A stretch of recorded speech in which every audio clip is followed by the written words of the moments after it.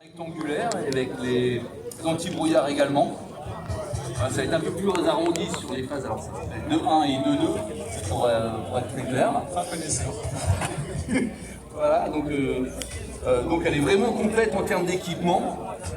On va retrouver à l'intérieur aussi la particularité de la version Roland Garros avec le cuir blanc qui est très dur à entretenir parce que c'est un cuir qui est très fragile, un mix avec tissu aussi typé Roland Garros. Donc on a le vol en cuir et on a le typique de cette époque-là, l'anti-démarrage codé, où il fallait pas oublier son code, donc c'est quelque part un truc anti-alcoolique avant l'heure.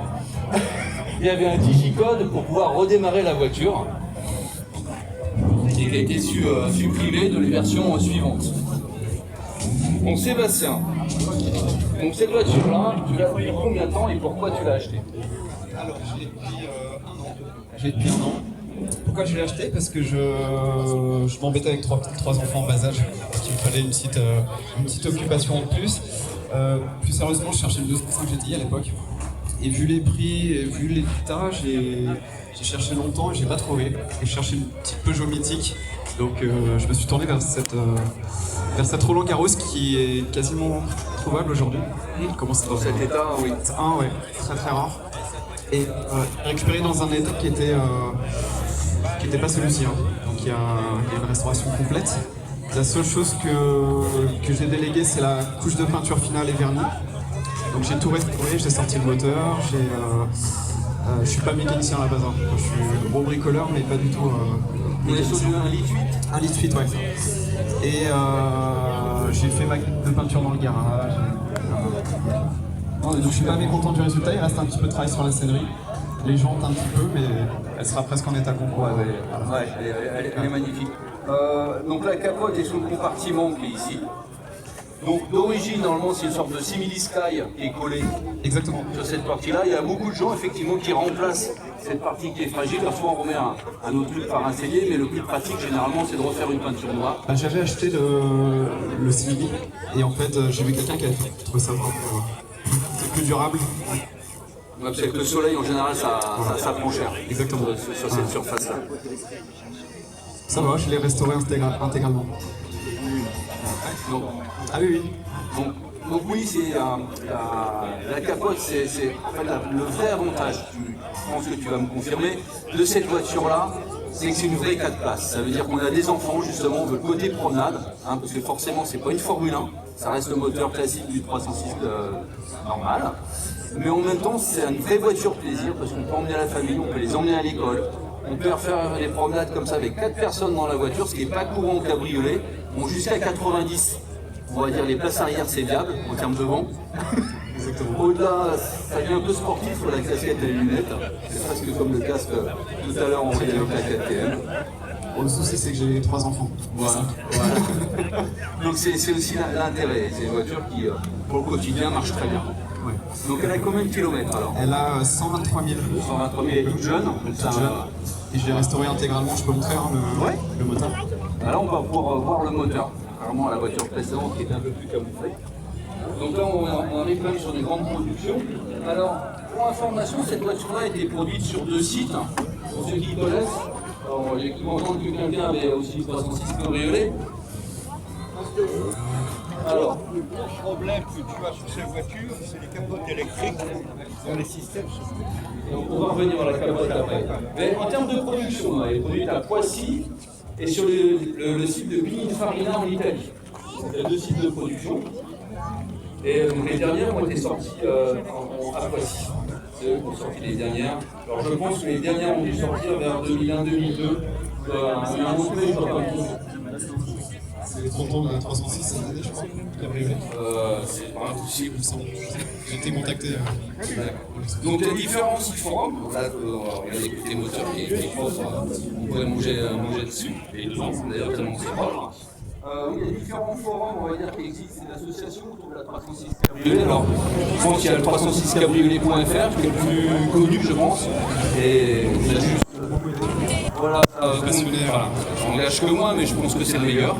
Voilà, et c'est des personnes, c'est des passionnés qui animent cette association-là. Et ils font un rassemblement une fois dans l'Indé, dans l'Ouest. Exactement, le RGO. Le RGO. Donc je suis le humble créateur. Et D'accord, donc je comprends voilà, la donc, connaissance. tu verras sur le forum, tu diras j'ai rencontré Kinou, c'est mon pseudo sur le forum. Donc voilà. Donc le moteur, on a été revenu au moteur. Donc voilà, on voit qu'il a été refait. Il a été sorti, remis au propre, c'est exceptionnel. Je vous invite à regarder, parce que sur les voitures de 97, sur les voitures de cette catégorie-là, c'est pas courant. C'est pour ça que j'insiste sur le fait qu'on n'en voit pas des masses. Et c'est important. Mais on a encore des feux, oui, en verre. Ça évite de les policher au bout de 3 ans. Donc aujourd'hui, on a beaucoup de plastique sur les optiques, ce qui nécessite un bon marché des produits d'entretien et des lustreurs et autres pour les rattraper, pour passer les contrôles techniques. Là, on est sur des optiques en verre. Donc on va être quasiment neuf, on peut le dire. Donc, est-ce qu'on peut ouvrir le coffre également? Parce qu'on dit toujours la cabriolet, c'est cool, mais quand la capote elle est rangée, il n'y a plus de place dans le coffre. Alors, je vous invite à regarder. Et bien, il y a quand même de la place. Voilà, donc effectivement, on peut partir avec les enfants au week-end, avec son épouse aussi, des fois, ça peut arriver. Avec les enfants, c'est sympa aussi. Donc, je crois qu'il y a une roue de secours en dessous. Il y a une roue de secours. C'est ça, vers le panier en fait. On voit également un petit orifice classique pour les passionnés du cabriolet. Ils auront avec la manivelle. En fait, ça permet de déverrouiller la platine de la capote avec une sorte de cric, si j'ose dire. Il y a un écrou qui fait tourner une platine de l'autre côté, qui est aussi assez fragile dans le temps. Hein, voilà, qui est fini. Donc les forums, alors c'est le même type que Papa 35 au niveau des associations, etc. Ben, ces associations-là permettent justement de réparer à faible coût les petits maux habituels de ces modèles-là. Donc on a parlé tout à l'heure des problèmes de fuite, de cycle au niveau de la capote électrique. Alors c'est une capote électrique qui reste malgré tout très fiable. Enfin, quand je dis électrique, c'est qu'il y a 2-3 capteurs qui sont électriques sur des positions particulières de la capote.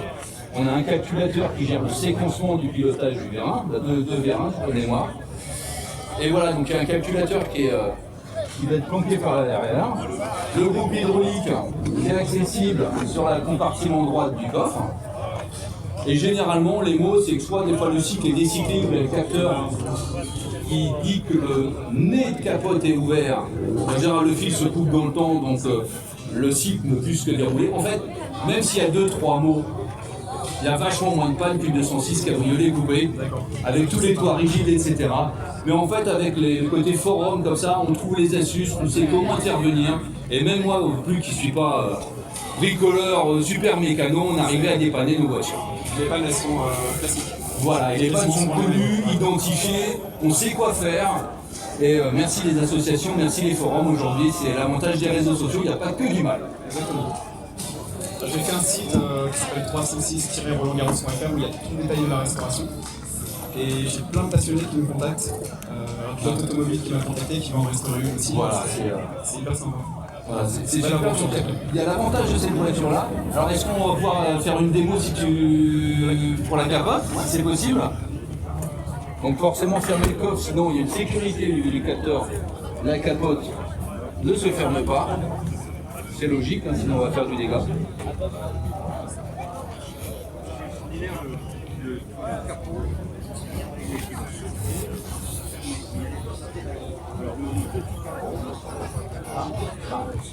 C'est le problème des cycles automatisés. S'il y a un capteur qui ne fonctionne pas correctement, ben le cycle ne va pas se passer normalement. Ou par sécurité, on va couper la petite pompe hydraulique. Donc la petite habitude, généralement, c'est qu'on retient le nez.